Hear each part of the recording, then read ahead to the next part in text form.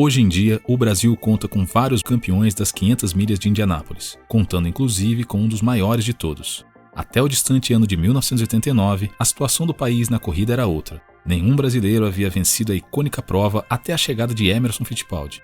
O piloto desafiou os maiores nomes do Brickyard e colocou o país no hall de vencedores das 500 milhas, abrindo caminho para toda uma nova geração de pilotos na legendária prova. Para o ano de 1989, a administração do Indianapolis Motor Speedway recapeou a pista em sua totalidade para a 70ª edição das 500 milhas, processo que não era realizado desde 1976. O novo asfalto exigiu da Goodyear novos pneus, que foram desenvolvidos especialmente para a prova. Após um primeiro dia de qualificações com chuva, os dias seguintes prosseguiram sem problemas e os pilotos puderam se classificar. No Bump Day, a surpresa ficou com Johnny Rutherford. O piloto 3 vezes campeão das 500 milhas foi superado por Rich Vogler e em sua última tomada de tempo acabou explodindo o motor. A pole position ficou nas mãos da poderosa Penske de Rick Mears, com Al Unser Sr. da equipe Gales ao seu lado na segunda posição. O campeão anterior das 500 milhas, Denny Sullivan, largava apenas na 26ª posição após sofrer um acidente durante o qualifying. Completando a primeira fila estava Emerson Fittipaldi com a Patrick Racing, que também corria de chassis Penske. Na segunda fila estavam a surpresa Jim Crawford, Mario Andretti e Scott Brayton.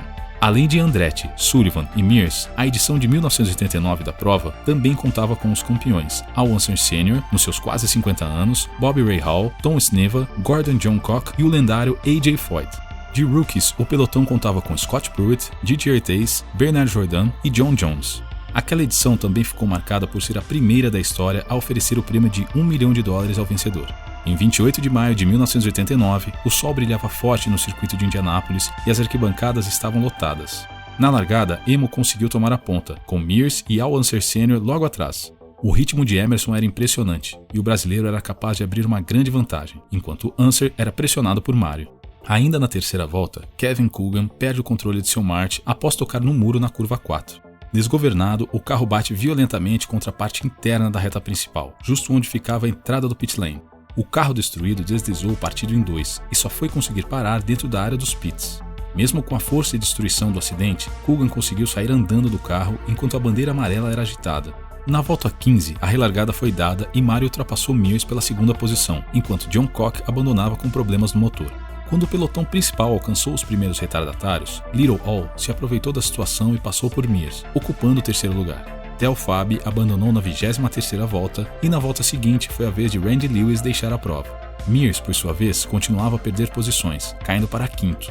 Michael Andretti, que havia largado na 21ª posição, começava a crescer passando por Bobby Rahal e Al Unser pelo quarto lugar. Com a primeira rodada de pitstops, Fittipaldi permanecia em primeiro, sendo seguido pelos Andretti, Mario e Michael, Mears em quarto, Little All em quinto e Al Unser em sexto.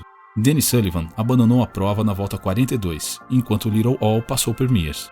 Emo continuava a dominar a prova enquanto Al Unser Jr. avançava em Michael, que por sua vez perseguiu seu pai, o ultrapassando pela segunda posição. Com um verdadeiro pelotão de retardatários à frente, Little All também ultrapassa Mario, ocupando a terceira posição.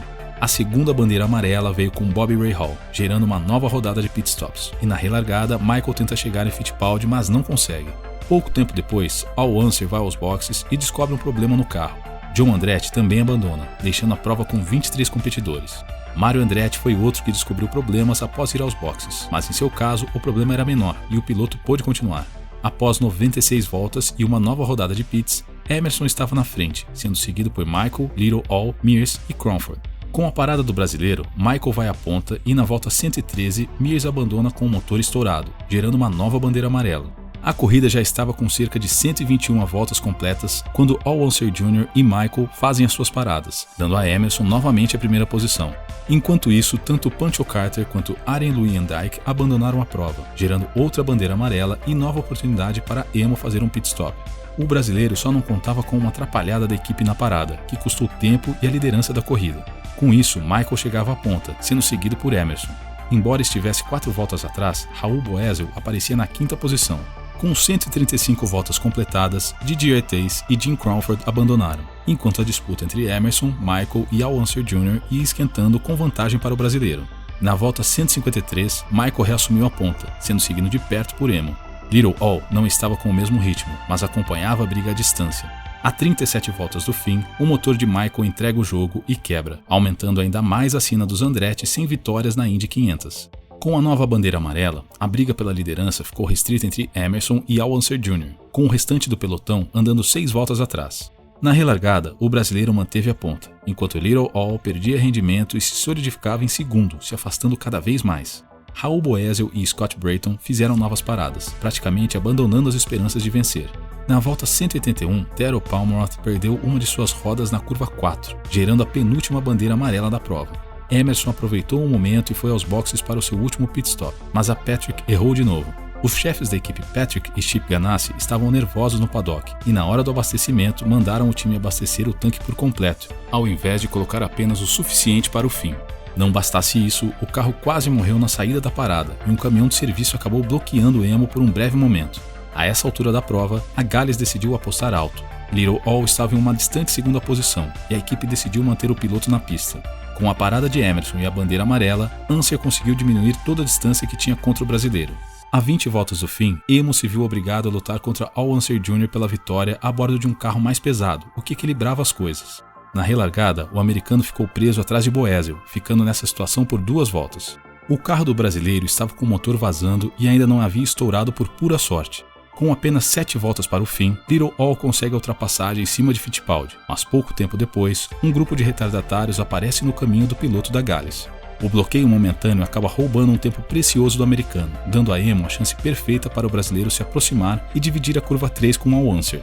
No meio da curva, os carros se tocam e o americano leva a pior, perdendo o controle e indo de encontro ao muro, enquanto Emerson permanecia na pista. A última bandeira amarela da corrida é dada e dessa forma é encerrada a prova, com a batida que acabou coroando o brasileiro sendo estampada em jornais do mundo todo.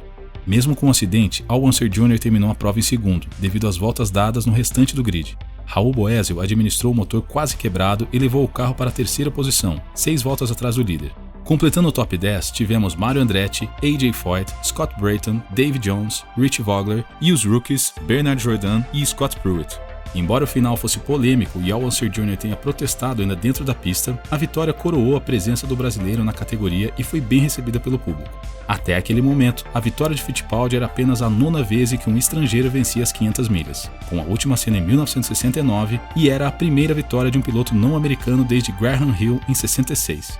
Emerson também foi o 4º campeão da Fórmula 1 a vencer as 500 milhas, dividindo a marca com Jim Clark, Graham Hill e Mario Andretti. Além de tudo isso, aquela também foi a primeira vez em que um brasileiro vencia a icônica corrida, literalmente pavimentando o caminho das gerações que viriam a seguir.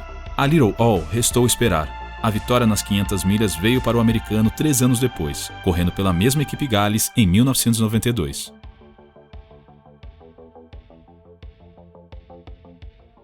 Se você gostou do vídeo e quer mais informações sobre Fórmula 1, Indy, entre outros, inscreva-se no canal. Dúvidas, sugestões ou dicas são sempre bem-vindas, deixe aqui nos comentários. Até a próxima!